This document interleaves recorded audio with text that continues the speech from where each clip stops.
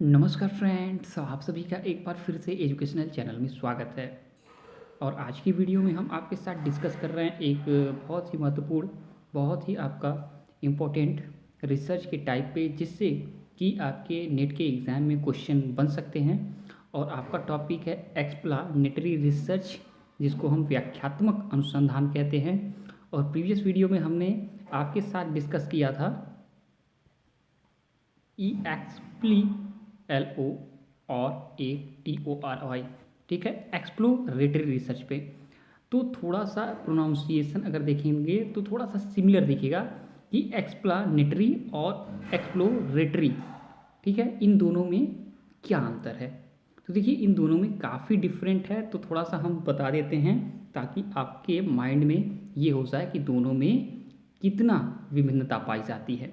तो देखिए, आपका जो एक्सप्लोरेटरी था, जो कि हम खोजपूर्ण अनुसंधान करते हैं यानी एक्सप्लोर करना, इसमें क्या होता है, जब कोई हम अनुसंधान करने जाते हैं, जब हम कोई रिसर्च करने जाते हैं, तो हमारा अगर रिसर्च ऐसा है जिसके बारे में हमें क्लियर अभी चीज़ें नहीं निकल के आ रही हैं, मतलब कि रिसर्च का प्रॉब्लम सही से नहीं मिल रहा है, तब हम क्या करते हैं, एक छोटा सा रिसर्च करते हैं, छोटे से सैंपल पे हम क्या करते हैं, स्टडी करते हैं। और फिर वहाँ पे क्या करते हैं, रिजल्ट निकाल के लाते हैं। रिजल्ट का मतलब कि हम एक सही क्वेश्चन को क्या करते हैं, प्रकाश में लाते हैं, और उसी क्वेश्चन को हाइपोथेसिस के हिसाब से अगर हम उसको देखें, तो उस क्वेश्चन को यानी कि उस हाइपोथेसिस को हम एक बड़े रिसर्च में रख के आगे बढ़ा सकते हैं। यानी कि एक बड़े रिसर्च के पहले एक पायलट टेस्ट करना हमारा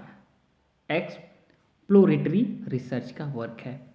बस आपको ये ध्यान रखना है, एक्सप्लोरेटरी रिसर्च एक बड़े रिसर्च के पहले का रिसर्च पायलट आपका टेस्ट, जो कि ये करता है काम कि आपका रिसर्च का जो समस्या है वो एक थोड़ा सा क्लियर दे देता है कि रिसर्च का समस्या जो है इस फील्ड में है, इस जगह है। फिर उस फील्ड पे हम अपना रिसर्च अच्छे तरीके से ब्रॉड वाला रिसर्च कंडक्ट करके हम रिजल्ट निकाल सकते हैं। लेकिन जब एक्सप्लानेटरी की बात आती है, ठीक है, तो यहाँ पे इसका मतलब होता है व्याख्या करना, ठीक है, एक्सप्लेन करना। किस चीज़ का एक्सप्लेन करना, कारण का एक्सप्लेन करना, कि जो चीज़ें चल रही हैं, ठीक है। आज के समय में हम अगर सोशल साइंस के फील्ड की बात करें, तो कोई इफेक्ट जो है ऑलरेडी पड़ चुका है, ठीक है, कोई कारण, ठीक है, किसी पे प्रभाव डाल चुका है, और वो प्रभाव जो है आज दिख रहा है। तो जो प्रभाव आज दिख रहा है, उसको देखते हुए उसके प्रीवियस जो है कारण यानी कॉज का हम क्या करते हैं, खोज करते हैं। यहाँ पे उस कारण की व्याख्या करते हैं इस अनुसंधान में।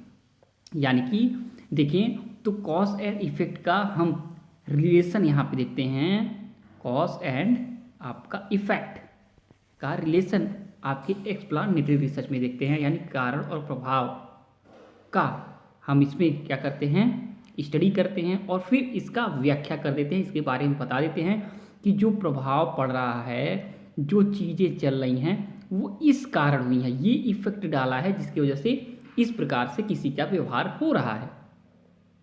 तो अगर थोड़ा सा आप क्लियर नहीं हुए, तो एग्जाम्पल के आधार पे हम आपको समझाते हैं। मान लीजिए, कहा जाता है कि कहीं पे जो माइग्रेंट हैं, कहीं से कोई निकल के किसी कंट्री से विस्थापित हैं, वो आते हैं किसी दूसरे कंट्री में, या किसी एक स्टेट से दूसरे स्टेट में क्या करते हैं, मूव करते हैं। ऐसे लोग जो कि विस्थापित की तरह होते हैं, ठीक है, तो वो क्यों ऐसे जगह पे ही रहना पसंद करते हैं जहाँ पे विस्थापितों की संख्या ज़्यादा होती है, ठीक है।